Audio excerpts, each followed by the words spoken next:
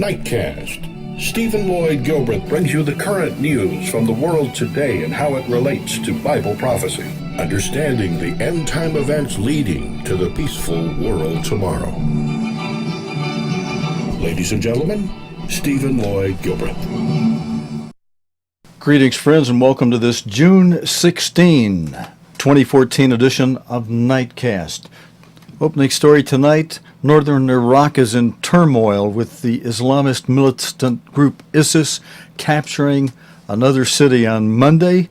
Soldiers who had been defending Tal Afar have reportedly fled, leaving their weapons behind. And sadly, friends, this first video, let me warn you, it contains some possible disturbing images. More graphic footage has emerged purporting to show Iraqi prisoners being interrogated by their militant captors before one is shot dead. Jonathan Beale has the opening report.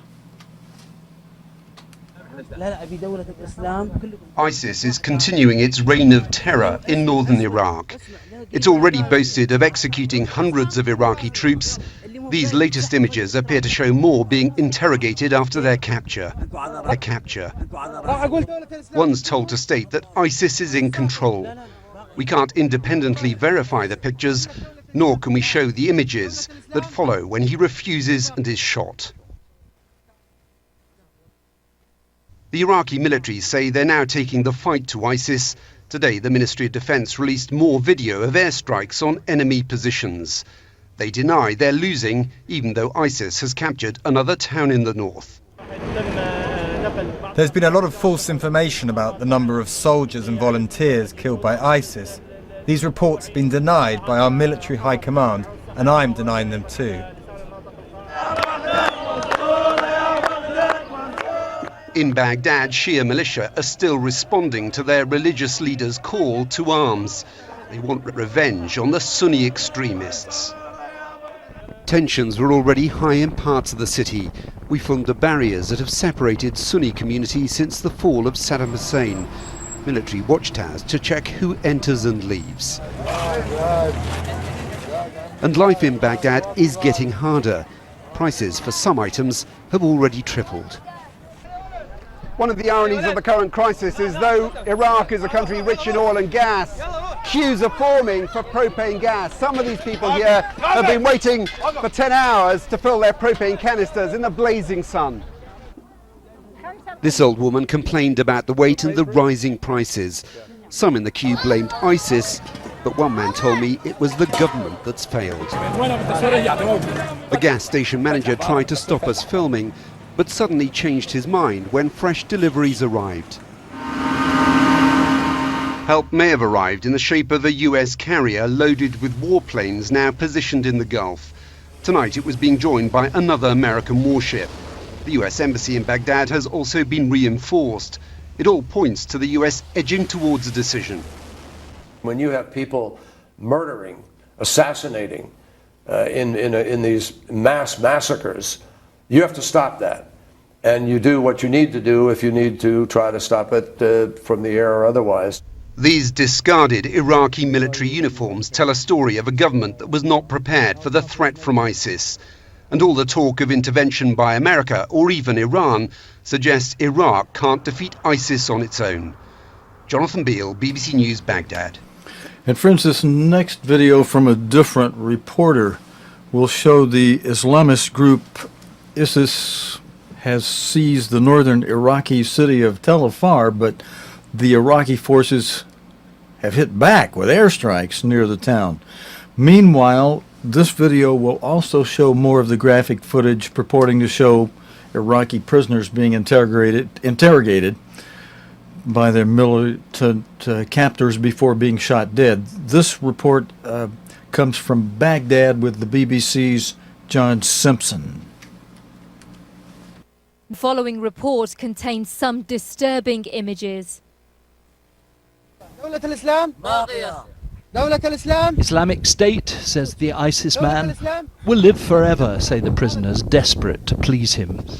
These pictures, though inevitably they're unverified, seem to show the last moments of 5 Iraqi army prisoners as they're humiliated and taunted by their ISIS captors. After this, the pictures are too unpleasant for us to show. Finally, you see some of the men lying dead. Still, ISIS isn't having it all its own way. The Iraqi Air Force has been in action against ISIS targets today. This attack was close to the northern town of Tal Afar, which ISIS has just captured. You can see soldiers running away. We saw pictures like these from the coalition forces in the 2 Gulf Wars. Now it's the Iraqis doing the attacking. And now Shia volunteers are starting to reinforce the Iraqi army. They're nothing like as well trained as the regular troops, but they are highly enthusiastic, especially on camera. These men were leaving Sadr City for the fighting. Sadr City is the vast, sprawling, mostly Shia area on the edge of Baghdad, which is regularly attacked by Sunni extremists.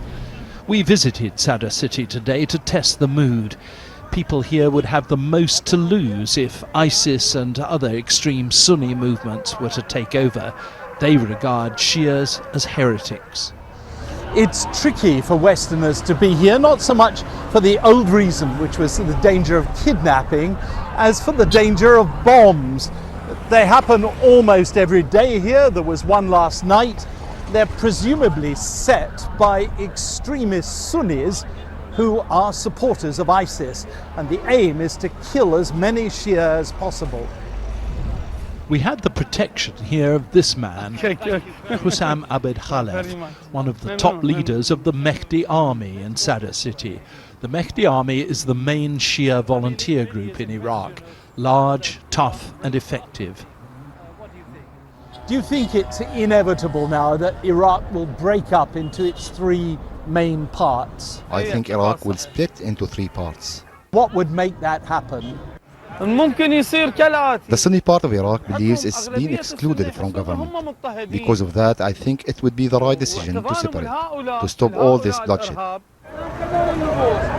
Hussam is a shrewd observer, and he can see there'd be big advantages to the Shia population if Iraq were to break up. In the long run, it might well give Shia people a lot more security, but it's hard to think that in the short run it could possibly happen peacefully. John Simpson, BBC News, Sadr City, Baghdad. Friends, the London Mayor Boris Johnson has said that he thinks Tony Blair should put a sock in it rather than comment on the situation in Iraq. Mr. Johnson said that when looking at the current situation in Iraq, it was important to consider the impact of previous foreign intervention in the country. Well, I just don't think you can reasonably escape the conclusion that what happened in 2003 totally destabilized the country, removed the institutions of authority in Iraq and opened the way for so much of the disaster that has happened since. And I think what I'm trying to say is that if you want to make a case for intervention anywhere in the world, and sometimes there may be good things that British forces can do, there is a lot of good that Britain can do around the world, you're going to undermine that case if you're unrealistic about what we've done in the past. And I think we've got to face facts. Do you think we should now rule out all military action as far as Iraq's concerned? Well, I don't think you should rule out all military action around the world just because of the disaster that happened in 2003, but I think you need to acknowledge what went wrong in order not to vitiate, to undermine the case for Britain playing a positive part and being engaged around the world. I think what you do in there may be specific things that you could do in places like Iraq or in Syria, but you've got to be extremely cautious and you've got to be realistic. In the short term now, though, do you think we need to get involved with military action? I think that's for others more familiar with what's happening on the ground than me to work out. But I think that what I'm trying to say is Britain should be engaged with the world. Britain should be positive about the good things that we can do, But in order to do that, you've got to be honest and you've got to be realistic about where it has gone wrong. And it patently went wrong in 2003 because we opened the way to a lot of sectarian bloodshed and to Al-Qaeda entering the country in a way that simply wasn't the case before the invasion of Iraq. What would your message to Tony Blair be today? Well, I think, I can understand that he feels very, very shattered and guilty about the whole thing, but I think my general message would be just to put a sock in it, really, and in a paper bag on head time is my advice. Okay. There are some things in the news that people express in a little bit of a humorous way. And yet, friends, the news right now is extremely, extremely serious. One of the things that Jesus Christ explained when his disciples asked him, what would be the sign of your second coming and of the end of this world, this society, this age, aeon, as we know it? And Jesus Christ answered, there'd be deception religiously, beware, don't be deceived. Many will come in my name saying that I'm Christ, but they'll deceive many. That's the white horse of Revelation that Jesus Christ described in plain language in Matthew 24, written up by the gospel writers in Matthew 24, Mark 13, Luke 21. He said there would be wars and rumors of wars, including civil war and including the type of strife that's covered by the fourth seal. We'll get to that in a moment. War, rumors of war, relates to the second seal, the red horse. Let me bring this full screen for a moment while I just mention these seals. Third seal over, the black horse of Revelation, Jesus Christ described as famine. And the fourth seal, which would be the seal that contains the elements that, as these escalate, would trigger or signal the coming fifth seal, which will be a period, the fifth seal, the great, I'll come back to the fourth seal in a moment. The fifth seal, the Great Tribulation, will be a period that commences about 3.5 years before Jesus Christ returns. And before the Great Tribulation begins, there would be some elements of the fourth seal that is depicted as a pale horse in Revelation, ridden by a rider whose name is Death, alongside whom Hades, hell, the grave rides. Excuse me, friends. And Jesus Christ described the activities of this horse and its rider primarily by the term loimos that the gospel writers wrote up, meaning pestilence, the disease epidemics, the plagues of Egypt. But Jesus Christ also described the activities of this fourth seal as a signal before the fifth seal would be seismic activity, commotions in the air such as gale force winds of all kinds, tornadoes, tsunamis, hurricanes, cyclones, flooding, and commotions on the ground too. Now, some of the stuff happens in the air, comes down to the ground. Even volcanic eruptions begin on the ground, but they spew all kind of ash and smoke and what have you into the air. Tsunamis are on the ground, but the waves are high in the air and destroy everything they hit in its path. Earthquakes, they're on the ground, but they shake down a lot of tall buildings sometimes. All that's part of the seismos. And a third term that Mark mentioned that Christ said that was reflective of this fourth seal was T-A-R-A-C-H-E, tarake, meaning troubled waters, both literally and figuratively in the sense of mobs and seditions. That is big in the news tonight, and that's, with that mentioned, friends, I want to go into our next story because at the same time around the world there's a lot of mob activity and sedition type things going on. And the first story covering Iraq, there's been a massacres going there, and even Ukraine and Russia getting involved in something that's similar to massacres. But in the Somali Islamist militant group Al-Shabaab says it was behind a massacre and attack on a coastal town in Kenya where more than 40 people were killed. Witnesses say gunmen opened fire in a hotel bar as people watched the World Cup on television. The BBC's Anne Soy has been to the scene of the attacks. Mpektoni police station. This was the scene of intense fighting between the police and gunmen. They arrived here in two groups, and the first group stationed themselves right outside the station and opened fire. They were also hurling explosives. Hours after the incident, some of the vehicles are still smoldering. The police tell us that initially the police officers who were on duty ran away from the offices and then reorganized with their colleagues who are at the camp which is behind the station and started the exchange of fire. That exchange lasted well over 3 hours. While the attack at the police station was going on and keeping the officers busy, another group of gunmen was here in town, burning whatever they could find, the vehicles, the buildings, and shooting at people. We also understand that there were gunmen who went into people's homes and they would put simple tests to the men there. If they could answer simple questions about the Quran or speak the Somali language, they were spared, and if not, they were shot. In the end, at least 48 people were killed. The residents here are still in shock. They have never witnessed an incident of this type and magnitude. Friends, the Russian energy giant Gazprom, that's spelled in English Gazprom, has cut off its gas supplies to Ukraine.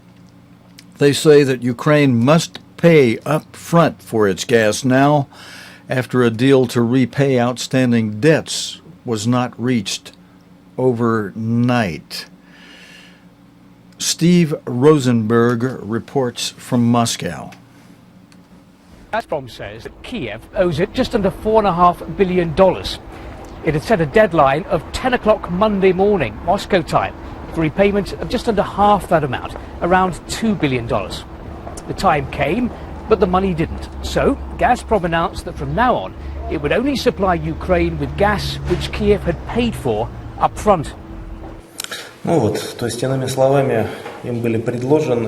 were offered super preferential conditions, even when compared with the gas cooperation pact during the previous presidential term. However, they haven't agreed to those conditions and have artificially created a gas crisis. That's a pity, and it smells of blackmail. Ukraine's reaction to that: the price it's being asked to pay for Russian gas is too high, it's simply unfair. And Ukraine's Prime Minister, Arseniy Yatsenyuk, made it clear today that with fighting raging in eastern Ukraine, his country was in no mood to pay huge sums of money to Moscow. We won't subsidize Gazprom. Ukrainians will not fork out $5 billion a year to let Russia spend the money on buying weapons, tanks and planes to bomb Ukraine. So where do Russia and Ukraine go from here? Is this a dead end, or will talks continue, along with the EU, on trying to find a solution to this? When I spoke to Gazprom spokesman Sergei Kuprianov, he didn't sound very optimistic. No, there are no plans to resume talks, because yesterday we exhausted this subject in our negotiations and couldn't come to an agreement. So right now it wouldn't be correct to talk about a new meeting. It wouldn't provide any results. Of course, one of the big questions is, can Ukraine get by without Russian gas? Well, probably for the next few months it can. It's the summer right now, and demand for energy is traditionally lower at this time of year. Plus, Ukraine has been busy storing Russian gas underground. Gazprom maintains, though, that in the long term, Ukraine is heavily reliant, heavily dependent on Russian energy supplies. And there's concern in Europe too. After all, 15% of gas supplied to the EU is Russian gas that comes via Ukraine. So the European Union will be urging Russia and Ukraine to get back to the negotiating table to try to find a solution to this crisis. Steve Rosenberg, BBC News, Moscow. Thank you, Stephen. Friends, our next story is one that I've been watching for a couple of years with a great interest. because when these stories first came up, it reminded me of how in World War II, the world was divided into basically two theaters, the Pacific Theater and the European Theater. That was in round 2 of World War. And since we're really, as Mr. Herbert W. Armstrong has explained, we are only in a recess between round 2 and round 3, like in a prize fight. You know, there's a round, and then there's a bell, and there's a little break, and the fighters have a rest, then the bell rings, and the fighters are right back into the ring and go right back at it, the same fighters, same fight. Well, round 3 will be part of the same fight, and there are some who have analyzed and said, you know, since there were 2 theaters in World War II, round 2 of World War, once we go into round 3, will there again be the same 2 theaters, the Pacific Theater and the European Theater? There may well be, and this thing that's been brewing in the South China Seas between not only China and Japan, but China and Vietnam, and I think somebody else is laying claim in there even too against China.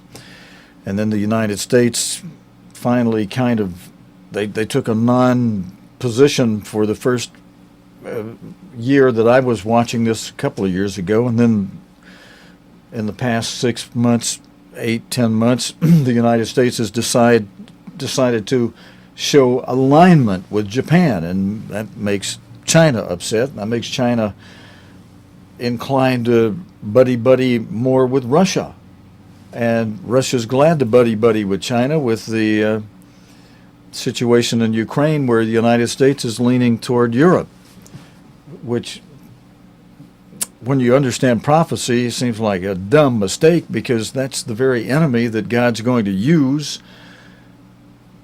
to put the people of the United States in captivity and to lay waste the cities of the United States, as God prophesied through Ezekiel, through Jeremiah, through Isaiah centuries ago. Ezekiel 6:6 is a prophecy through Ezekiel for the United States and for the UK for our day. And let's just we have a couple minutes, let's take a quick look at that. And it'll be after Daniel, after Hosea, Amos. Wait a minute, let's see. Ezekiel's more of a major prophet, so that'll be before Daniel. Ezekiel 6, chapter 6 and verse 6. If you have your Bible and want to look there with me, I'm almost there. Maybe you can get yours and get there by the time I get there. Ezekiel's has a lot of chapters, a big book. 6th chapter of Ezekiel and 6th verse, you'll see that through Ezekiel, God says, in all your dwelling places, the cities shall be laid waste, and the high places shall be desolate, that your altars may be laid waste and made desolate, and your idols be broken and cease, and your images may be cut down, and your works may be abolished. Verse 5, and I will lay the dead carcasses of the children of Israel before the idols, and I'll scatter your bones round about your altars. He's talking to the modern descendants of Israel, who, in the biggest sense, Joseph takes the name of Israel. Joseph's 2 sons, Ephraim, the United Kingdom, and Manasseh, the United States. I'll go into some detail on that another time. I want to close with this story tonight, friends, that I was saying that the 2 theaters that existed during round 2 of World War III would likely exist. There are some who believe those same theaters will exist during round 3 of World War. And the same kind of climate to create drama in each of the theaters would begin to escalate about the same time. It's interesting that that's happening right now, so that the climate in the world is so that when things happen, it'll be world war again, and just simply round 3 of world war, except this time the weaponry exists which is much greater than existed during round 2. We now have nuclear weaponry that didn't exist then. Even the atomic bomb that was created, invented toward the end of World War II, that a couple of which were dropped on Japan by the United States, they're only the trigger now for the hydrogen bomb and other powerful nuclear type of bombs that we have stockpiled that could blow all mankind off the face of this earth hundreds of times. As Mr. Armstrong emphasized, it would only take one time. Just one time, that's enough. You destroy all of mankind at one time, that's it, zip. But Christ promises he will step in just at the last moment and cut that short for the elect's sake. And if you understand who the elect is, some of you who are watching this program are part of the elect and can be accounted worthy to escape what's the next major event in prophecy. The first 4 seals have been happening ever since Christ. They're just going to escalate before the 5th seal kicks in, before the Great Tribulation. Even one aspect of the 4th seal that Jesus Christ described as Tarak, T-A-R-A-C-H-E, Tarak, Tarake, a Greek term meaning, as I mentioned a moment ago, troubled waters, both literally and figuratively in the sense of mobs and seditions, but trouble, but not the mega trouble of the 5th seal, the great trouble, the great tribulation. But there would be trouble abounding that would help to trigger the great tribulation. And we're seeing that in the South China Seas and the Pacific theater that will be part of round 3 of World War once again. Chinese authorities have announced plans. Now this is going to escalate this thing between the Chinese and the Japanese, the Chinese and the Vietnamese, and the Chinese and whoever else is laying claim on these islands in South China Seas. The Chinese authorities have announced plans to build a school in the disputed islands, boosting the country's presence in waters also claimed by Taiwan. That's the other one beside Vietnam, and Japan. Except Japan's claiming some other, a different set of islands. China has been building up a settlement in this area for 2 years. The school is expected to serve just 40 children whose parents all work on the tiny island. Last month, Chinese and Vietnamese ships clashed over a drilling rig that China had placed near the island. Michael Bristow has this report. A tiny speck in the ocean turned into a building site. China's already erected a hospital and an airport on this distant outpost. Now it's building a primary school. It's for the 40 or so children of the island's soldiers and construction workers. China's invested millions in this remote place to support its claim to these Paracel Islands in the South China Sea. It recently deployed an oil rig not too far away, causing anger in Vietnam, which says the islands belong to Hanoi. The two countries have clashed at sea. By establishing its control on the ground, China appears to think that no one will be able to resist its demands. Michael Bristow, BBC News. Thank you, Michael, and thank you for tuning in tonight, friends. That's it for this Monday night report. God willing, and the creek don't rise, we'll be back again tomorrow night, Tuesday evening, with the current day's news related to the Bible and prophecy here on Nightcast. Until next time, your host, Stephen Lloyd Gilbreth, saying good night, friends. You have been watching Nightcast with Stephen Lloyd Gilbreth. Nightcast can be seen Sunday through Thursday nights here on COGTV.org.